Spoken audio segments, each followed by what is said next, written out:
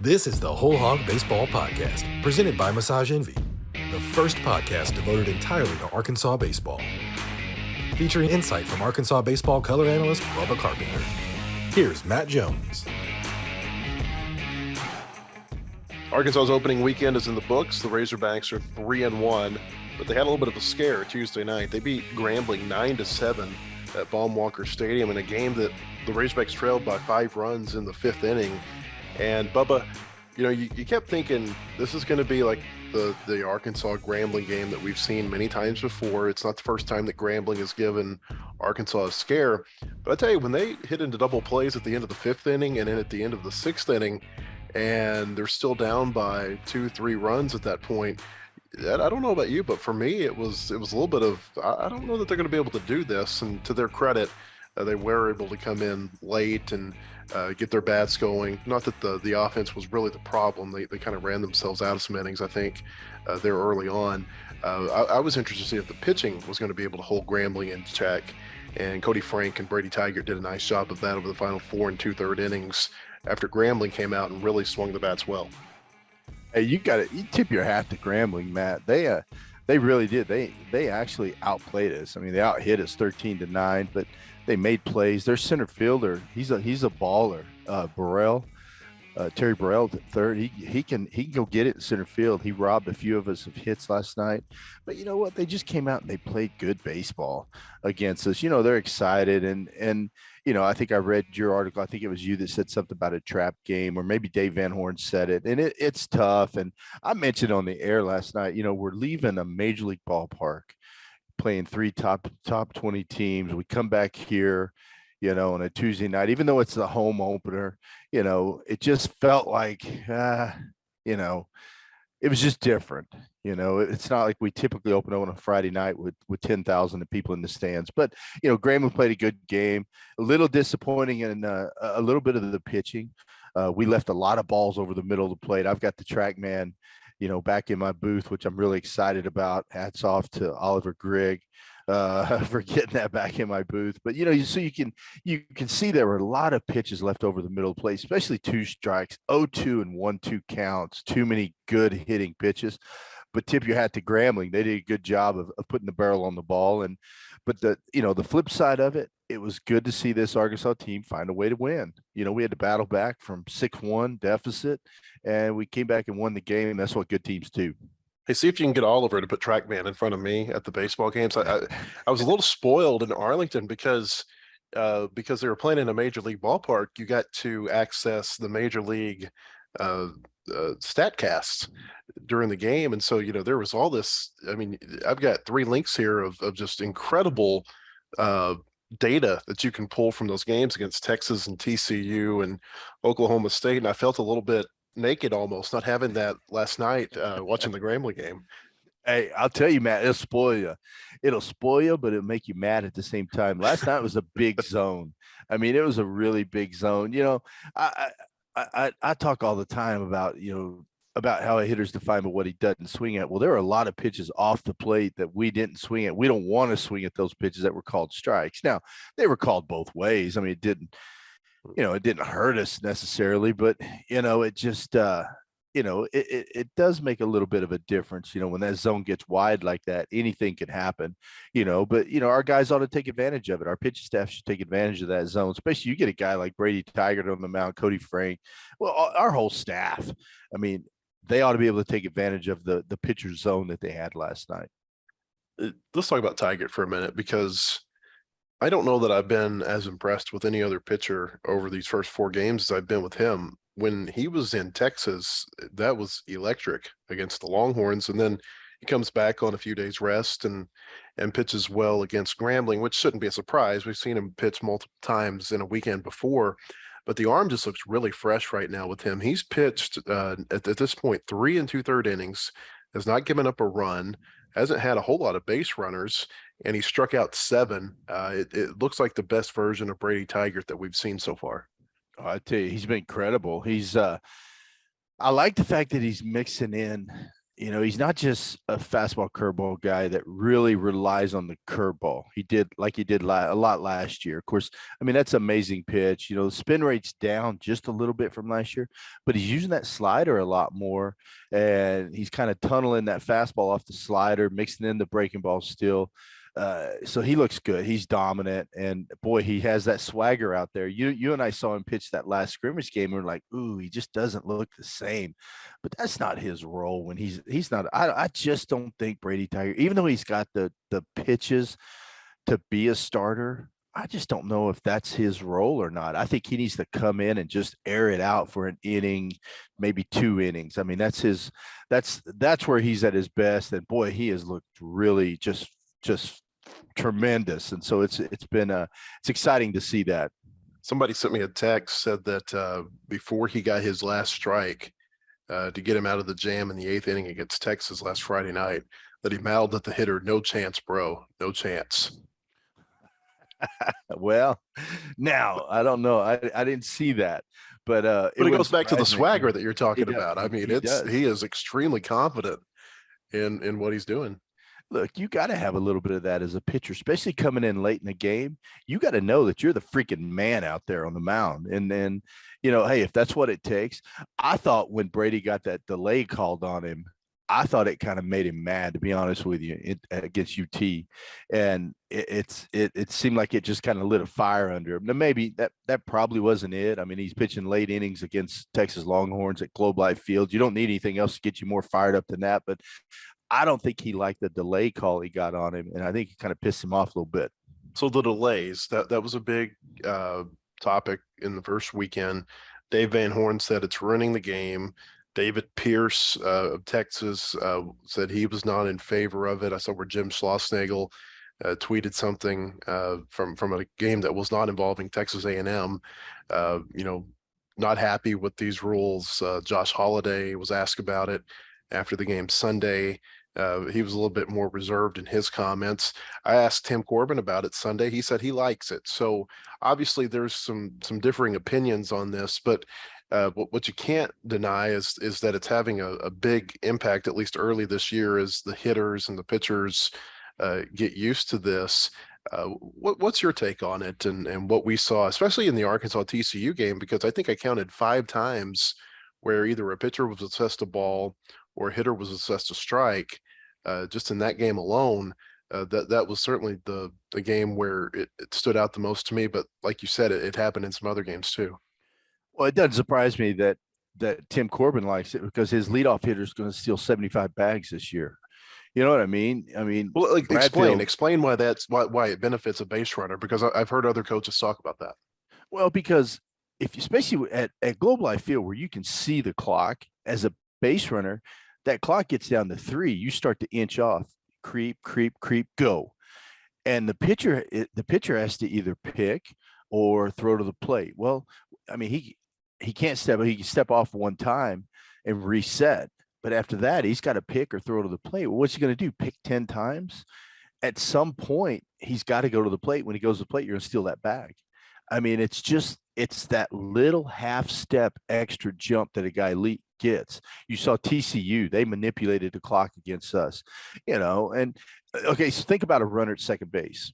He can time that up every time. The only thing a pitcher can do is inside move. Well, he could keep inside moving. I talked to, well, anyway, I don't want to get into some of my conversations, but you could inside move 20 times in a row just to send a message and say, hey, this is a crap rule. We got to do something about it. But that guy's eventually going to steal third. You cannot stop him from stealing third. I guess you can call a wheel pick. There's things you can do to slow it down, but all that's going to do, Matt, is slow the game down more. They're trying to speed the game up, but ultimately it's going to slow the game down, because what's going to happen? Guys are going to start picking. They don't like it, pick. They don't like it, pick. At second base, you're going to see a ton of inside moves, but guys that can run they're going to manipulate it. And I think Enrique Bradfield, I see him having, I don't know, I said 75. Shoot, no telling how many bags he's going to steal this year because of that. You mentioned that wheel play. We actually have seen a couple of times already this year where it looked like Arkansas was running a wheel play, the second baseman going toward the bag, and then a ball is hit past where they were. Do you think that, I mean, do you think that might have had an impact on those two plays that I'm talking about? It could. It could. I know one was a hit and run. I don't know if it was a hit and run. I can't remember. I want to say there were 2 strikes, and a guy just hit a ball to the right side. They were stealing and hit it to the right side. I don't believe it was a hit and run. I think it was just a run and hit, but it did open up the right side of the field, and they hit it out there. It didn't hit it hard, but just dribbled it through the hole. But I think you look at a team like Arkansas. Well, we don't have as much time to do our shifts. I mean, there's just a lot of things when you play Razorback baseball. There's a lot of things going on that your average fan doesn't know about. I mean, Dave Van Horn is so far ahead of the rest of the field, and there's shifts. Every pitch we're moving a little bit on defense. There's just so many things. And I tell you, I think they're just getting to the point where they're micromanaging the game. And I get it. They want to speed the game up. But I think at the end of the day, ultimately, this is going to slow things down. If you want to speed the game up, I'll tell you what, I love the quicker in between innings. Pitcher gets out of the dugout, gets out there, gets loose. The inning gets going quicker. I love the mound visit. Some of these pitching coaches take forever to get to the mound. We're blessed to have Matt Hobbs. When Matt Hobbs comes out of the dugout, he gets to the mound and gets back. He doesn't spend a lot of time out there. He doesn't slow walk it out there. I like the 30-second rule there. There's some guys around the SEC and around the country that take forever. But you look at LSU, look at Jay Johnson. Remember how frustrated we were last year? I don't know if you listened to the broadcast. I thought that was bad baseball. It was just he just slow played us. Mm-hmm. That's going to help in those cases, but I get it. I get what they're trying to do, Matt.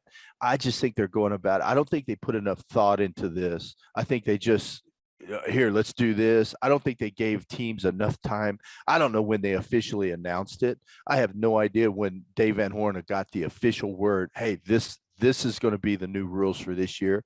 But I know they didn't have enough time to work on it. If they're going to do it in the fall. Do it August 1st. Say, okay, here's the new rule, guys.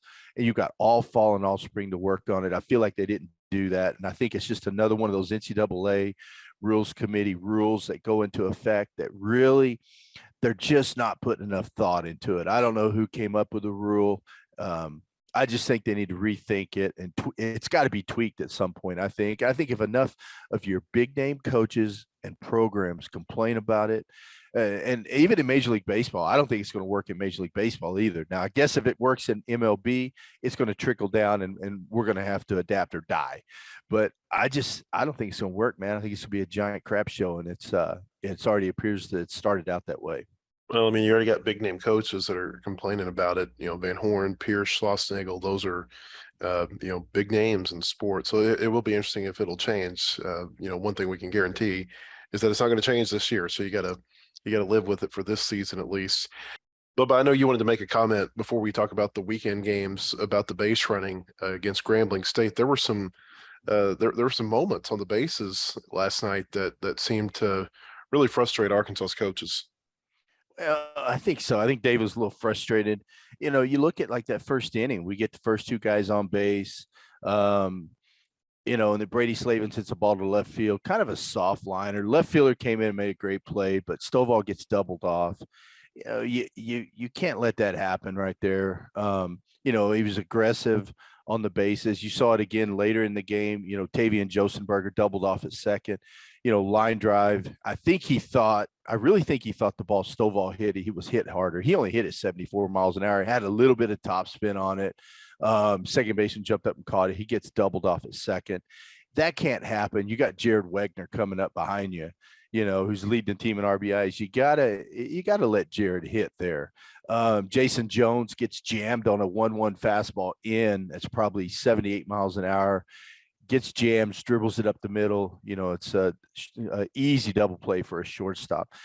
Now, those things all happen, and I'm glad they happened in this game against Grambling. You don't want it to happen against LSU. These guys learned from that. I promise you, Stovall won't get doubled off again. Tavian won't get doubled off again. Next time Jason Jones gets a 1-1 fastball in with the bases loaded, he ain't going to get jammed and dribble it up the middle. double plays, whether you're on the bases, a lot of times they're just aggressive base running, but those were plays that could have been avoided. The Jason Jones ones, I tell my hitters all the time, hey, look, hitting into a double play is bad pitch selection or bad timing. Now, every once in a while, guys will make a great pitch. You can't control it with 2 strikes. But until you get 2 strikes, you can avoid double plays by putting the barrel in the right spot on the right pitch. And, Jason Jones, a young hitter, ton of talent, got beat last night. It won't happen again. So I'm glad all those things happened, though. I really am, because I know Dave was frustrated, but man, let's get that stuff. Let's learn from it early in the season. Then we get into conference play. Those things won't happen. Let's talk about Arlington. The Razorbacks went 2-1. They beat Texas 3-2 on opening night, lost to TCU 18-6, and defeated Oklahoma State 18-1 in 7 innings.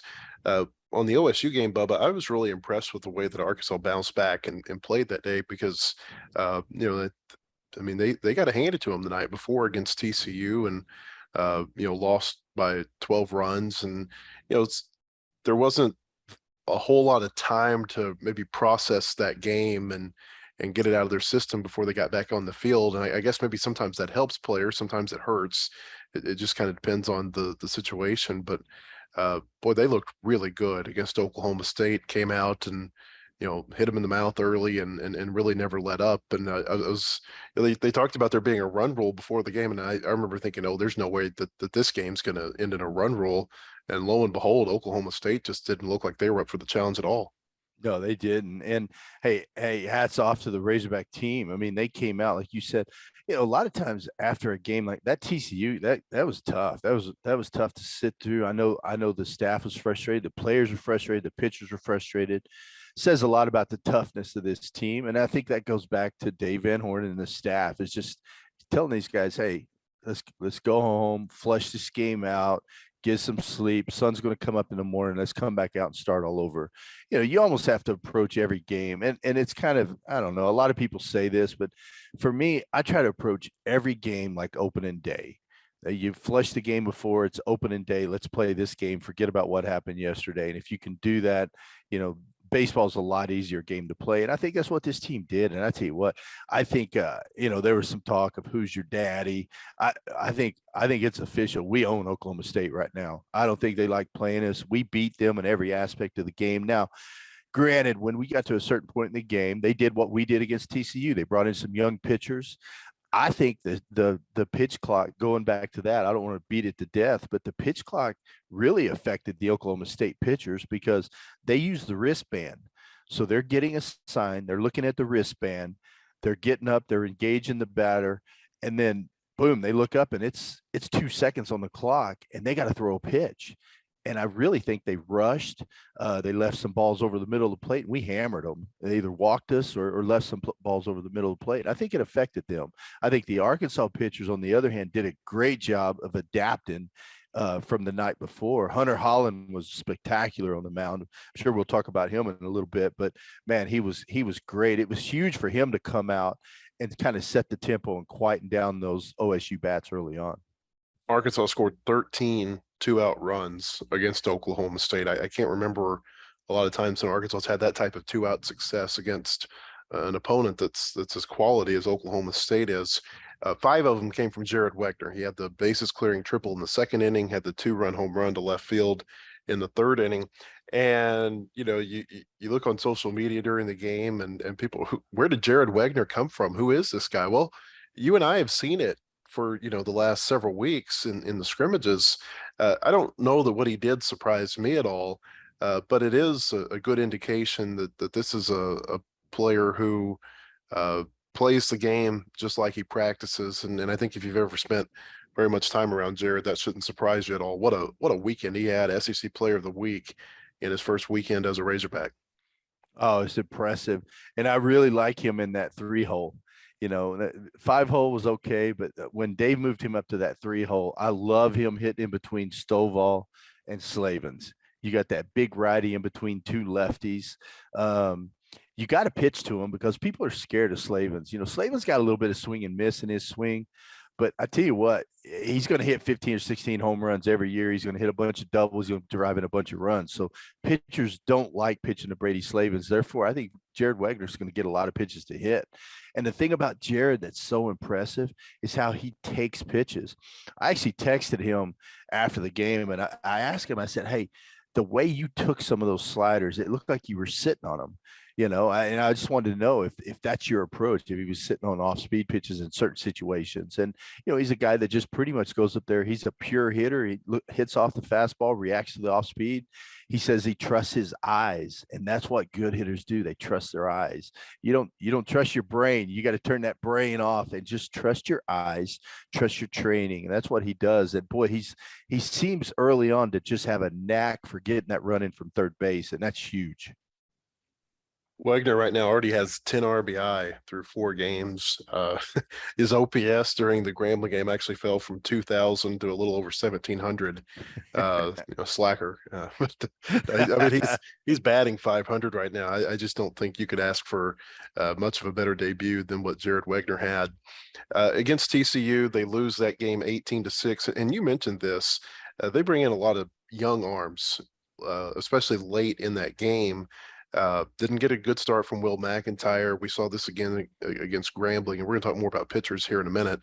But seems like he's leaving his pitches up in the zone right now, and that's not his game. He's a pitcher that's got to really get him down with the type of pitchers or the type of pitches that he throws. And I mean he's an experienced pitcher. I would expect that he's going to work his way through that. But they threw a lot of young pitchers. I think I counted they had 5 or 6 pitchers who made their debut in a Division I game against TCU. And, you kind of have to tip your cap to TCU too. I know they lost to Missouri in the finale down in Arlington, but boy, they played really good baseball over 3 days, at least offensively. They scored 11 runs, had 12 hits against Vanderbilt, scored 18 runs against Arkansas. Even in the loss against Missouri, they scored 8 runs. That looked like a really good TCU game. But from an Arkansas perspective, Bubba, what did you see that night?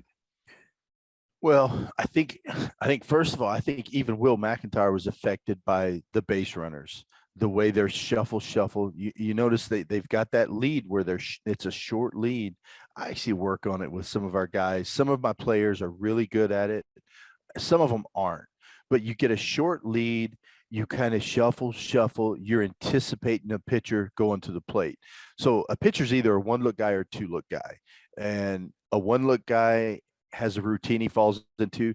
Your two-look guy, believe it or not, is just as easy to steal off of as your one-look guy because he has the same timing. He just gives you an extra look.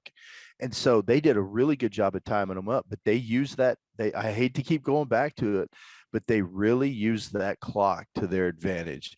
The base runners, and I said it during the broadcast, I said, I think these guys can see. I didn't know there were clocks behind home plate that the base runners could see, but I suspected it because you could see they timed it up every time the Razorback hit pitchers came set 3, 2, 1, and the runners were gone.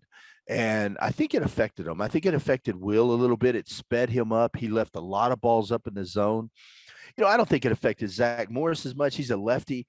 He can see a lot of what's going on. They have an advantage. But, boy, you look at Gage Wood, Austin Ledbetter, Parker Coyle, Dylan, Sean Fitzpatrick. It didn't really – he's lefty. I think he's going to be a good one. So I still like him. But Dawson, I've watched Cooper Dawson pitch since he was a kid, and he was rushed. He really was, even though that was late in the game. I still feel like these guys were rushed, but hats off to TCU. I mean, they played a great game. I would have bet the house, Matt, that they would have beat. I think I even said that. I said I would have bet the house that they would have beat Mizzou. I didn't think Missouri had a chance against them. So, big win for Missouri against them right there. But they really did. Hey, they're a veteran team, and they're built for this type of play. They're built to run bases, but anytime Razorback pitchers made a mistake, they hammered it. And the thing that really stood out to me is when we made good pitches, they didn't chase them. I don't think they chased a pitch or two out of the zone the whole game. TCU is picked to win the Big 12, by the way, and Big 12 baseball is really good baseball. That ought to be mentioned. You mentioned Gage Wood. I thought that the outing that he had against Oklahoma State on Sunday was really good to see after he struggled against TCU. Van Horn said afterward that he thought maybe that I don't know if he said the moment was too big for him, but maybe he was just too nervous coming in and facing TCU in that situation. He came back and just dominated against Oklahoma State in the final inning of that game. You mentioned the pitch clocks are behind the plate at the Rangers Stadium. It's different, from ballpark to ballpark. The NCAA just says you have to have pitch clocks that are visible. And in the SEC, the pitch clock is on the wall. So you think maybe teams will play it differently at the Rangers ballpark than they might at Palm Walker. I think so. I think it's going to be a little bit harder to time it up. The hard part for me is figuring out exactly when the clock starts. So I talked to Troy Eklund, Brett Dolan, and we talked a little bit and Phil yesterday about the rules. Exactly when the pitcher's clock starts. So if you're standing on the edge of the dirt, it doesn't start. As you start up the mound, up the slope of the mound to the rubber, the clock starts. I believe the rule is the start of the inning, the umpire signals the clock is started. After that, I don't think he signals that the clock starts. So I don't know when you exactly know. And, one thing I said to Matt Hobbs yesterday, I'm like, well, how do our pitchers know? How are they going to know where they're at on the clock? Because the clock's behind them. They can't see it, and I don't know. I think it's going to be tough.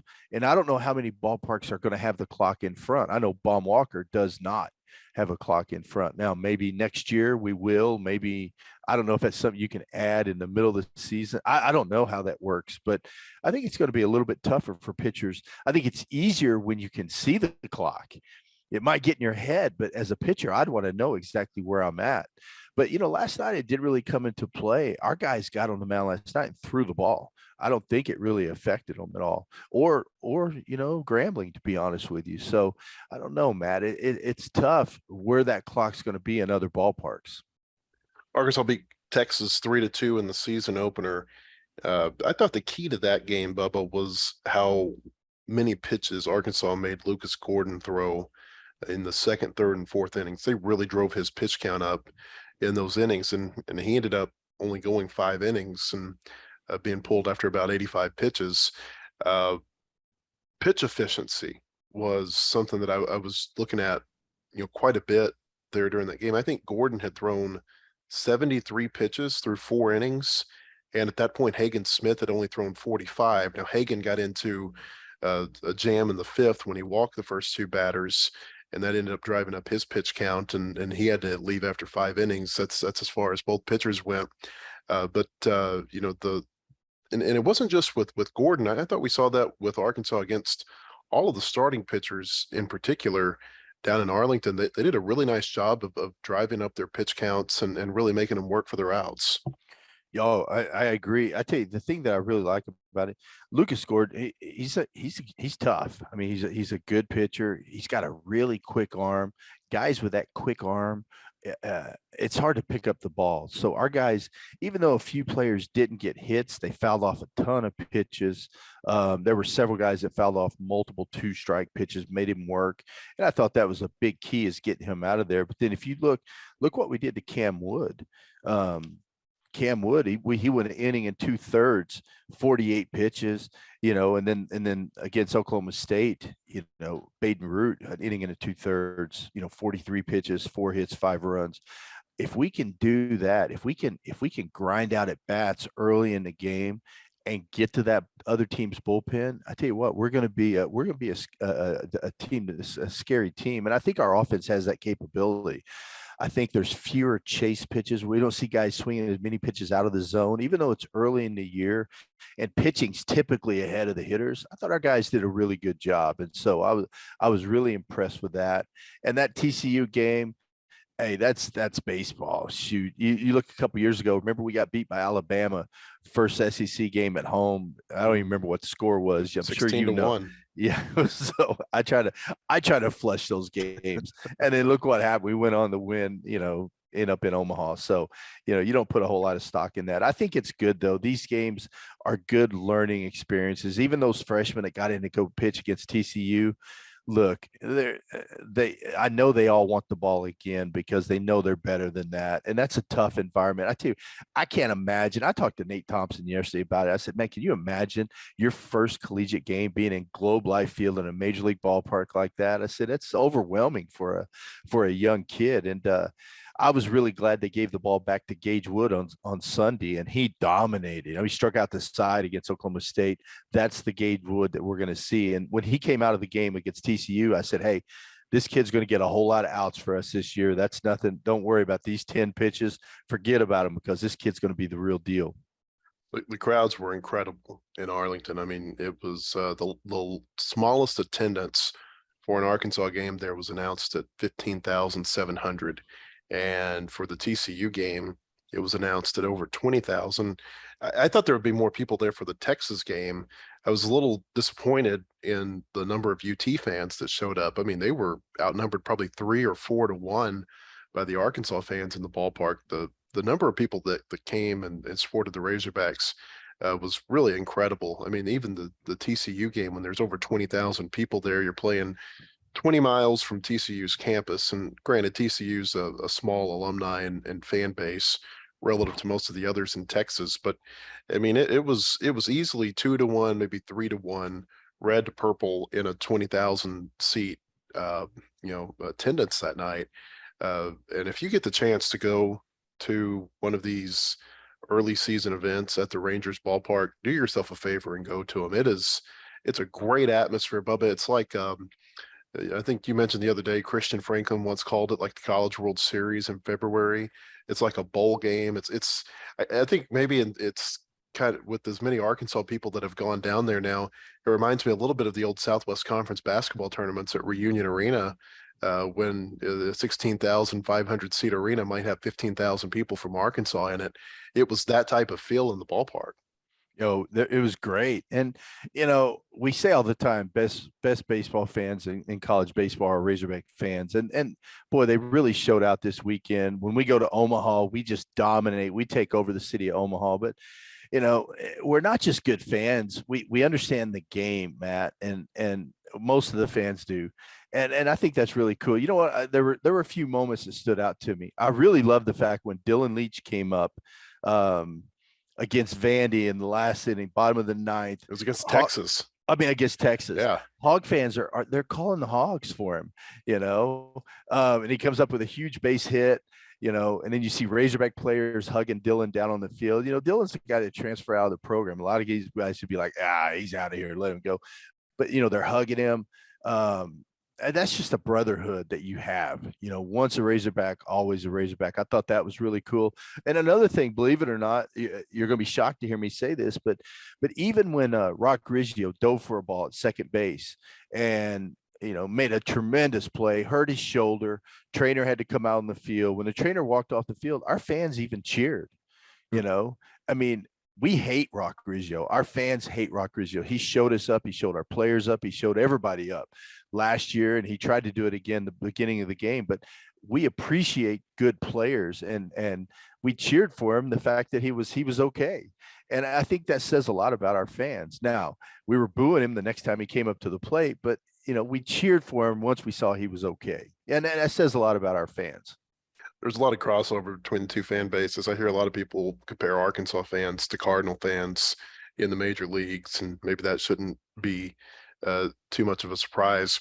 On the Leach deal, what an incredible moment. You can watch baseball for the rest of your life, and you may never see another moment like what happened with Dylan Leach. He walks off Arkansas's biggest rival in Texas. They call the Hogs for him as he's coming to the plate. They call him for him as he, celebrating with his Missouri teammates.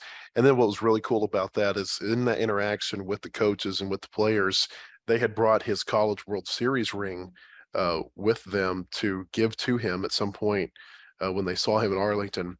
And so as he's, being right after he gets mobbed by his Missouri teammates, he gets his College World Series ring from Arkansas. Again, that confluence of events, you may never see anything like that again. Just a really, really neat, unique moment there on the second night of the College Baseball Showdown. The Whole Hog Baseball Podcast is sponsored by Massage Envy, voted the best day spa and best massage in all of Northwest Arkansas. You can visit Mike and his staff in Tuscany Square at 2603 West Pleasant Grove Road in Rogers, or in Fayetteville at 3557 North Shiloh Drive. Massage Envy has services for everyone. MassageEnvy.com. Massage Envy with clinics in Rogers and Fayetteville has been awarded Northwest Arkansas's Best Day Spa and Best Massage. One of the reasons is our care for athletes, both serious and recreational. We now offer rapid tension relief sessions using a high-caliber vibrating tool and total body stretch sessions like the ones used by the PGA. Both of these new services can be combined with the always popular deep muscle treatment. So whether you compete or just want to relax, there is no place better than Massage Envy. WholeHogSports.com has the largest, most experienced staff of reporters covering sports in Arkansas. Football, basketball, baseball, recruiting, and more. You'll find it at WholeHogSports.com. The website includes up-to-minute news, daily commentaries, and award-winning photography from the staffs of Hogs Illustrated and the Democrat Gazette. For subscriptions, call 1-800-757-6277. That's 1-800-757-6277. Or visit us online today. WholeHogSports.com. With almost 30 years in business, the Teague Law Firm can help with most family law and criminal law issues. Call James and the Teague Law Firm at 479-531-2785. Quick run through the SEC. We mentioned Arkansas had trouble with Grambling on Tuesday night. They were not the only team. It was a good reminder, Bubba, that there are no gimme wins in college baseball, not even some of these midweek games. LSU had come back from a 4-run deficit to beat Southern in Baton Rouge, and then some upsets. I know you saw this one. UCA goes to Nashville and beats Vanderbilt 6-5. Texas A&M lost on its home field to Lamar 7-4, and Mississippi State lost 11-5 on its home field to Louisiana Monroe. Again, a good reminder that you can't take any win for granted. You can't. I tell you, in today's transfer portal, it's crazy. You know, we can still blame a little bit of it on the COVID players, you know, the trickle down effect. But right now with the transfer portal, Matt, you know, you think about it. Think about all the guys that come into Arkansas, and then at semester, several of them leave. They go to another school, and it's just a trickle down effect. And so even some of your lower tier teams are getting great players because of that trickle down effect. They just leave one school, go to another, and that's what you're seeing right now in college baseball. It's probably the best college baseball you're ever going to see, and it's old. It's a lot of veteran guys. The draft's shorter now. You're down to 20 rounds, so a lot of guys are coming back and playing college baseball. You got NIL money. A lot of guys are turning down draft money to come play because they're getting NIL money, and so I mean, it's a great time to be playing college baseball. Trey Morgan hit for his cycle in LSU's win over Southern on Tuesday night, and he did it in order, Bubba. He had a single in the second inning, a 3-run double in the third, a 3-run triple in the fifth, and a 2-run homer in the sixth. So that's 8 RBI, by the way. It's kind of rare that you see a cycle, and even rarer when you see a player do it in order the way he did. And then did you see the defensive tackle hit a home run for Ole Miss on Tuesday night? No, I did not. It's Tywone Malone. He's 6'4", and he weighs 315 pounds. He's a defensive tackle on the Ole Miss football team. And he homered against Arkansas State during their win on Tuesday night in Oxford. It went 431 feet, which I guess when you're 315 pounds and you can get a hold of a baseball, you're probably going to send it quite a ways. Yeah, that's a big old boy. I tell you what, some of those big guys though, they don't have the bat speed. I haven't seen this guy hit, or I don't remember him hitting. But yeah, that's a lot of weight. They say mass is gas, so you know that applies when you're swinging a bat also. At Ole Miss, kind of a big story potentially brewing. Hunter Elliott, their left-hander, who was so good last year, especially in the postseason, awaiting an MRI to see if he might have that dreaded elbow injury that just see happening so much with the prominent pitchers in the SEC over the last few years. Mike Bianco didn't have much of an update on him after Tuesday night, but there's a lot of speculation that he might be done for the rest of the year. That would be a big blow to Ole Miss. Yeah, you're right. Boy, you hate to hear that. And I've gotten a lot of questions the last couple of weeks about why is this happening? What's going on? Is there something that they're doing in their training? Well, look, this has been happening for a long time. I think Hmm. that there's so much more media coverage now. We hear about it where before we didn't. Hmm. And on the flip side of that, you also got guys throwing harder. They're bigger, stronger, they're generating more arm speed. It's an unnatural movement. So something's got to give. And it's that UCL ligament that's going to give. And so, it's just part of the game. And, these guys now, it used to be a death sentence back in the day. Now these guys are coming back better, a year of recovery, and they typically come back throwing harder with better stuff. And so, it's frustrating. You hate to see it for anybody. I don't care if he's an Ole Miss player or what. He was a really good pitcher. He'll come back from this and end up pitching in the big leagues. And that would be 2 years or two times in 3 years for Ole Miss that this potentially happened to their ace. I remember Gunnar Hoagland had to have Tommy John surgery in 2021. Again, we don't know if that's what's going to happen with Hunter Elliott, but there's a lot of speculation out there that might be on the horizon for him. Change of plans this week. Hey, Bubba, how would you like this? Auburn was supposed to go to Los Angeles this weekend to play Southern Cal. There is a winter storm that is in the forecast for Southern California this weekend. And so instead, USC is going to come to Auburn to play 3 games at Plainsman Park. Kind of interesting. Alabama is also supposed to go out to Southern California to play Pepperdine in Malibu. And so far, that series, no changes have been announced for it. I guess they're still going to go out there and try to play it. But instead of Auburn going to USC, now USC is going to come to Alabama. Who would have ever thought that, right? And I tell you, that's what makes our deal with Global I feel even more special, Matt, because we know what we're going to get. We know that every year when we take our trip, we're going to play we're going to get to play. We don't have to worry about rain, snow, anything. So as long as we can get there, we're going to play. And so, yeah, that's kind of an oddity to see that happen. I mean, can you imagine being the ops guy trying to handle the logistics of a change like that? I know, that's crazy there. And you kind of feel for those guys because everyone wants to go out west and play in Cali, Yeah. so you kind of feel bad for the Auburn players. Yeah. Not a whole lot of upsets in the SEC on the first weekend of the season, although Tennessee did lose twice during its trip to Arizona. They played 3 teams in 3 days, just like the Razorbacks did in Texas. They lost to Arizona on the first night, went to Grand Canyon's home stadium in the Phoenix area on the second night and lost. And then they beat San Diego on day 3. But there weren't any of those big upsets. Like last year, you had Long Beach State going into Starkville and beating Mississippi State in the first week of the season.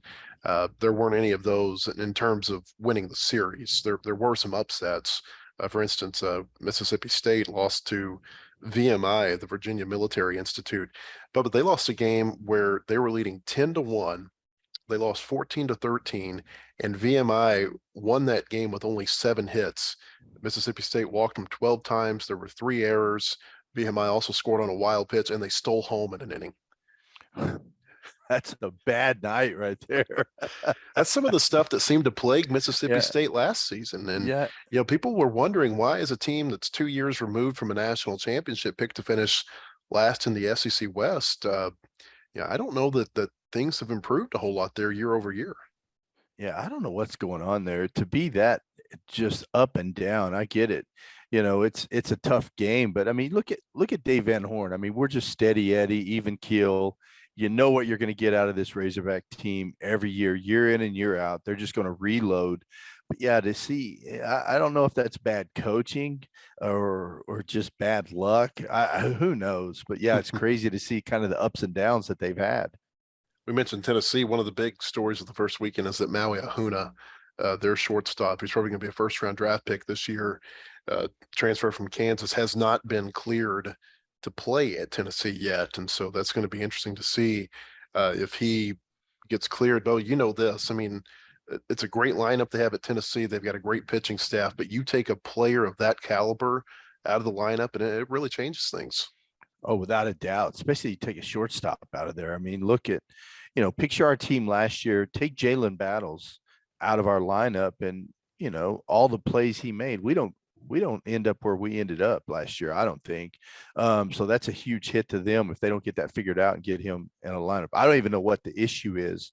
I read that he had been reinstated yet, so I don't know what it is. Yeah, hey, I did see go ahead, answer that, and then I've got a question for you. Wow, I mean, you go ahead. I did read where there was some sort of level 3 violation with him, where maybe he got a plane ticket from Tennessee before all of the paperwork was complete. Something very minor, from what it sounds like. It doesn't sound like it ought to be taking this long for him to get cleared. Well, there's Typical probably more NCAA stuff. Exactly. But with Tennessee, there's a lot of shenanigans going on there, Matt. So there's no telling what's going on. There might be more than a plane ticket. It could have been a plane ticket in a car or something.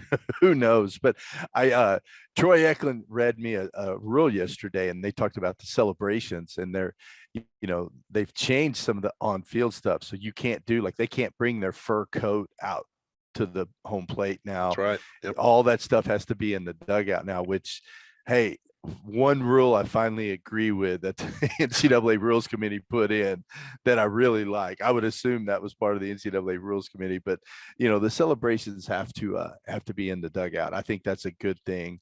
We did the hog hat, but we didn't really pimp the hog hat. Dave Van Horn finger one year. Yeah, I mean, no, that's little, but boy, things got out of control last year with the fur coat and some of the other crap going on. So hey, I'm glad they changed that. If you do all that, do it in the dugout so I can't see it. Yeah, you can still come out and celebrate a home run. Like, for instance, Grambling came out after they hit a home run, and kind of did that boom deal like Ole Miss does. You can still do that. It's the props. You can't have the props to celebrate home runs outside the dugout. A few games in the SEC to watch this week, or series. UCLA goes to Vanderbilt. That's a nice series. Also one that may be flying under the radar a little bit. Maryland goes to Ole Miss. Both of those teams are ranked in the top 15 of the coaches poll. Arizona State's at Mississippi State. It'll be interesting to see how that one plays out. And LSU goes to the Round Rock Classic. Hopefully it'll be a little bit warmer for them than it was for Arkansas last year. LSU is going to play Kansas State, Iowa, and Sam Houston State there right outside of Austin.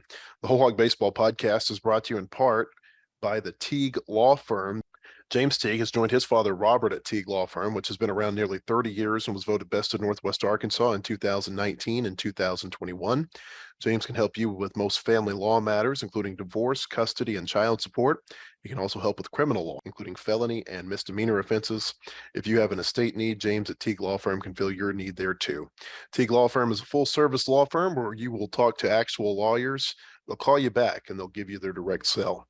Call James and the Teague Law Firm at 479-531-2785. That's 479-531-2785, or visit them online at teague-law.com. The Teague Law Firm, if we can't help you, we'll talk baseball. As a former Razorback pitcher, James Teague spent years closing innings. Now he's closing cases. With almost 3 decades in business, the Teague Law Firm can help with most family law issues and criminal law. Call James and the Teague Law Firm at 479-531-2785 or visit them at teague-law.com. Want more coverage of your home team? Download the Whole Hog Sports Video on Demand app. Check out the Fan Zone and get up-to-the-minute videos, podcasts, and features on football, basketball, baseball, recruiting, and more. Search for Whole Hog Sports on Apple TV, Roku, and Amazon Fire at home. And take it with you on the go by downloading it for your mobile device in your app store. The Whole Hog Sports Video on Demand app. Get it today.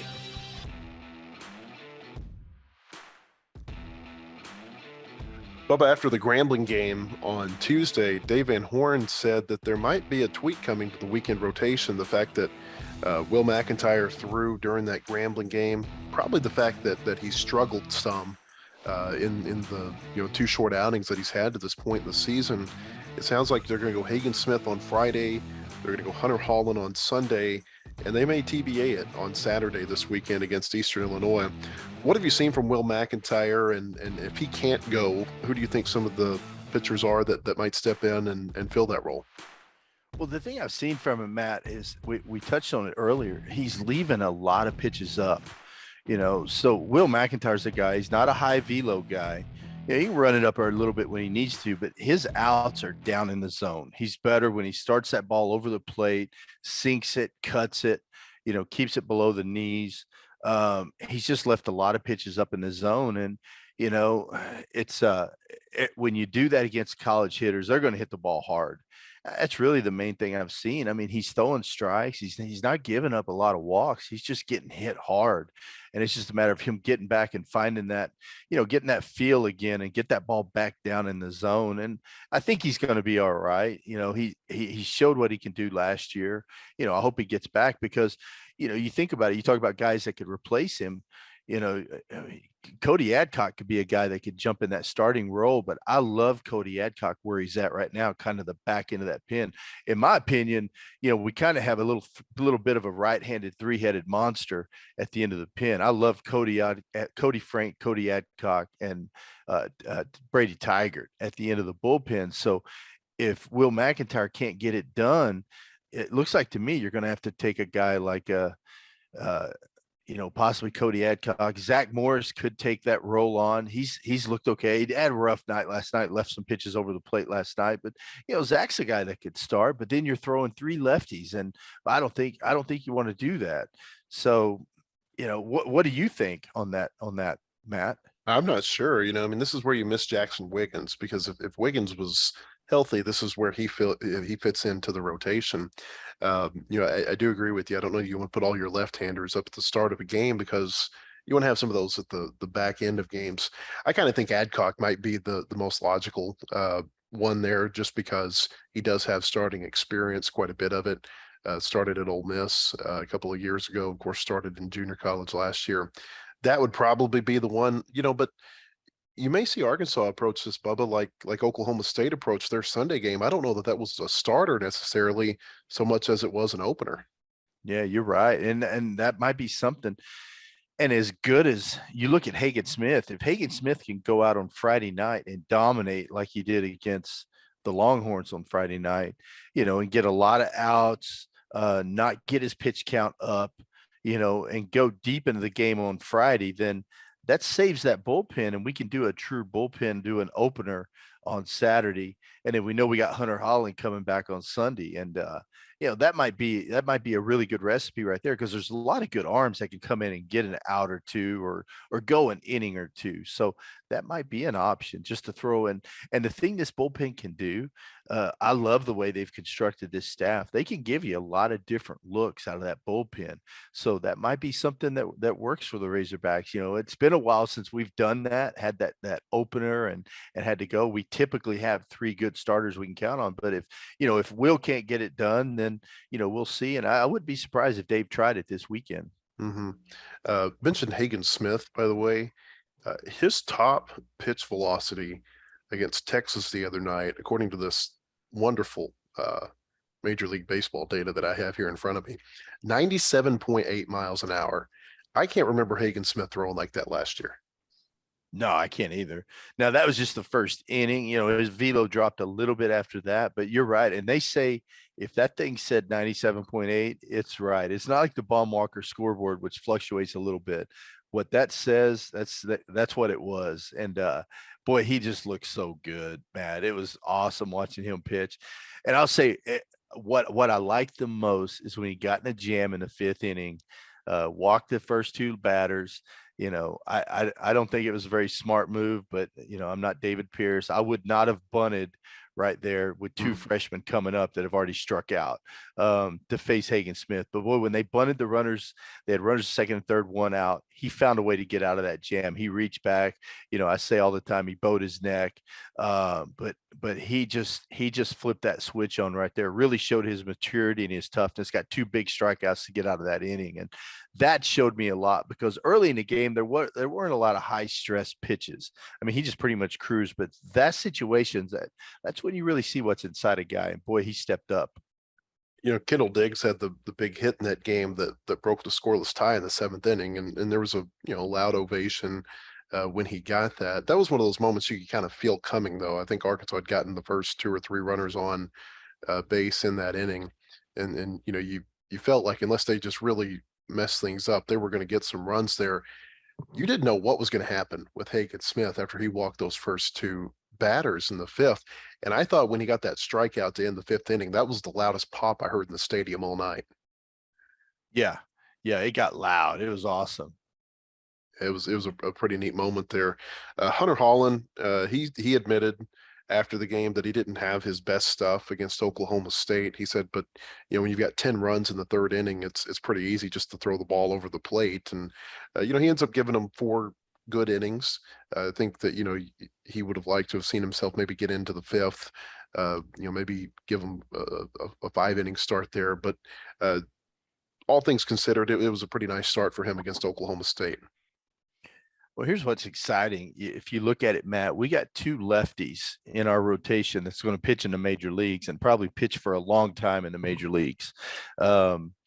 That's exciting. That's really exciting. Our Friday guy and our Sunday guy are both the major league quality guys, lefties. And I was really impressed with Hunter. And he said he didn't have his best stuff. I tell you what, I thought he looked real good. He made some really tough pitches. And something that stands out to me, and I think I even brought it up last week, the best way to know about a pitcher is talk to hitters. And Matt Turner or Michael Turner, when he told me about facing Hunter Holland, he said he threw me a couple of backdoor 2-seam fastballs. That's such a hard pitch to execute. And Michael Turner said it was freaking nasty. And he said it's unhittable if he can do that. And he pitches from the far third base side of the rubber, about as far to that side as you can get.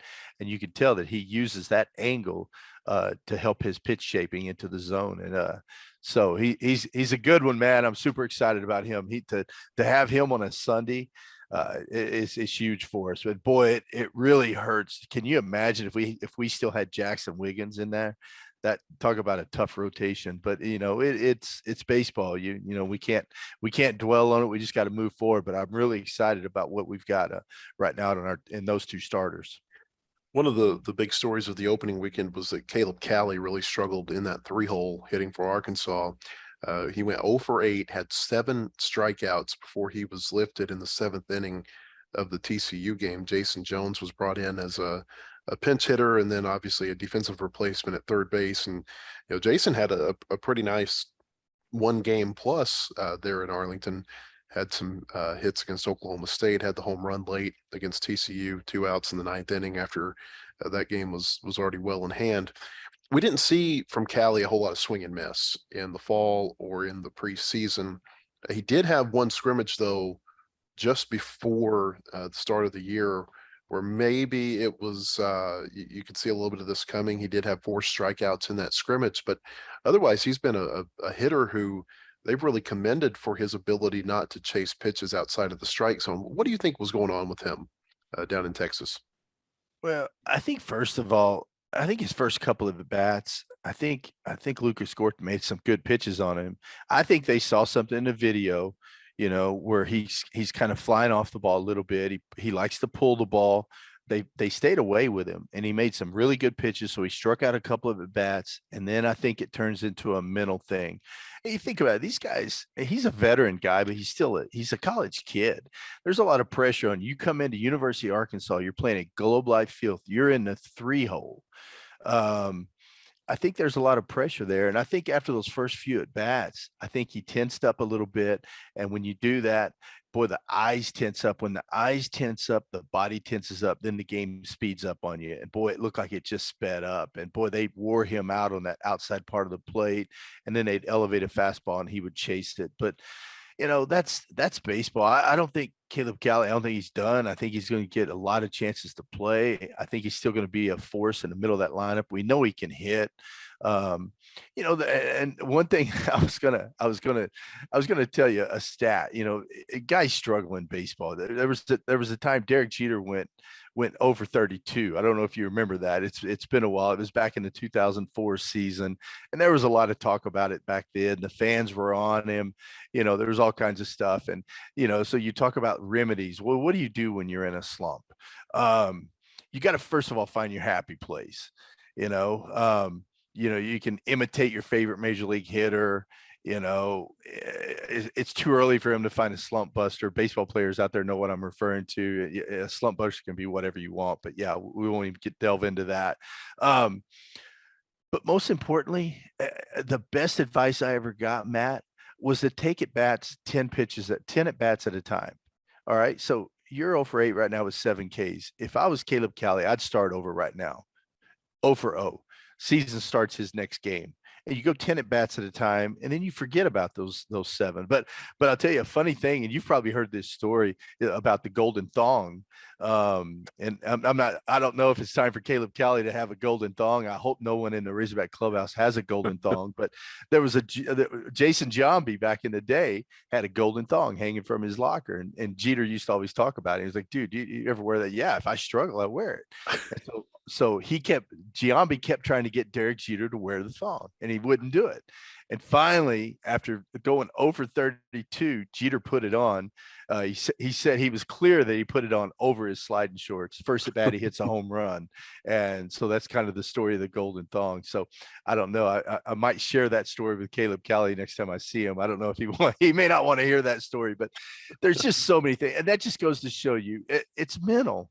It's mental. He put that thing on thinking it's going to work. And it did. And he hit a home run, and then the slump was over, and he went on and had actually a great year. And so that it's so funny, the game of baseball, how you can go from, so high to so low. I say all the time, there's 2 types of players. There's your humble player, and there's that the player that's about to be humbled. And that's just the game of baseball. I'm not worried about Caleb Cali. I think he's going to be fine. It's a matter of getting back out there. Now, with that being said, Matt, Jason Jones is talented. He's a really good freshman, but there's a way to get all those bats in the lineup, and Dave Van Horn will figure it out.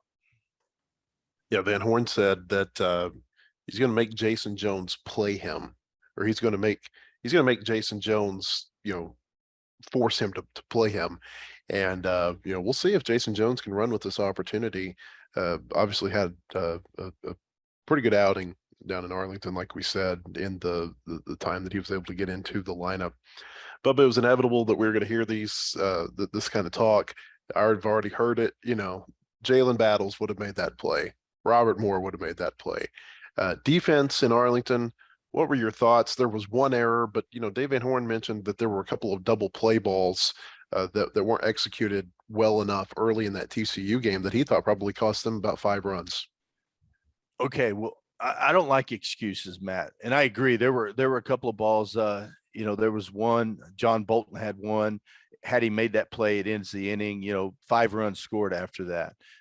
There was another one. Caleb Cali, just a little bobble. They weren't errors. They were just bobbles, and it was just that split seconds, the difference in turning 2 and not turning 2. John Bolton's the next batter, of course, hits a double. And drives in a couple of runs. But, I'm going to make an excuse for these guys. I think that turf, they underestimated. The ball hit to John Bolton was hit 106 miles an hour. I think it surprised him at how quick it got to him. You saw it happen to Marcus Brown in the Oklahoma State game. Who hit that ball to Marcus? Someone hit it to Marcus like 105, 106 miles an hour. He booted it. I think it might have been Jace Borfin. He booted it. And we scored 5 runs after that. I think these guys just had a hard time adjusting from turf to dirt. That's an odd combination. Look, I hate excuses, but I think it is what it is. Other than that, John Bolton made some really good plays. Peyton Stovall made some great plays. He made one diving where he slid on his knee to his right, came up and made a play at first base. I thought we made some really good plays, but it's that routine double play. And we talk all the time, the great players make the routine play. We didn't make those routine double play balls, and that's something we're gonna have to do going down the road. But let's just blame it on the turf. What do you think about that? That's if you say so.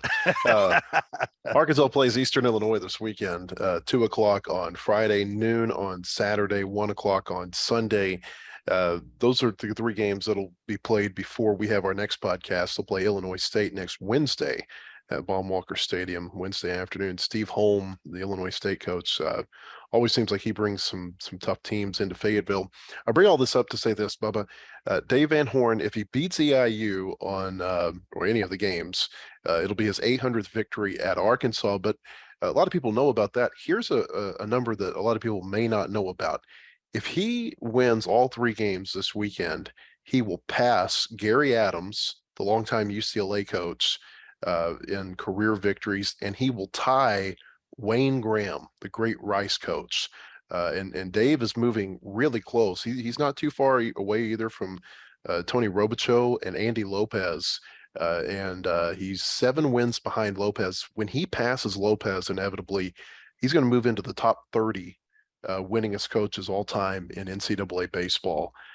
Just a really neat stretch of games coming up here where he can pass a lot of the big names in college baseball coaching history. It's pretty impressive, Matt. Actually, it's very impressive. But here's the thing I love about Dave Van Horn. If you go to Dave Van Horn after his 800th win and congratulate him, he's just going to say, "Oh, thanks, Matt. I've been blessed with a lot of really good players." That's the way he views it. Every time someone says something about his accomplishments, he attributes it to his players and his coaching staff, and that's the type of person he is. And hey, but he's a great coach. I've been around baseball a long time. Just seeing how he manages his players, just the talent, it's hard. It's hard in today's game. You get a lot of guys coming in here that you can call them whatever you want, prima donnas. They've been babied their whole life. Dave takes those players and molds them into Razorback baseball players, and Razorback baseball wins. You can clump all these good players together. Doesn't mean you're going to win until you teach them to play your style of baseball. And Dave does that. And that's what makes him so special. And he's the best coach in college baseball. And hopefully he's going to be around here for a long time. 1,170 career victories for Van Horn, and that only takes into consideration what he's done in NCAA level coaching. So Central Missouri at the Division II level, those wins count. Obviously, what he's done here at Arkansas, Nebraska, Northwestern State, down in Louisiana, it does not count the victories that he had in junior college, the 5 years that he spent in Texarkana. Last year, he passed some big names.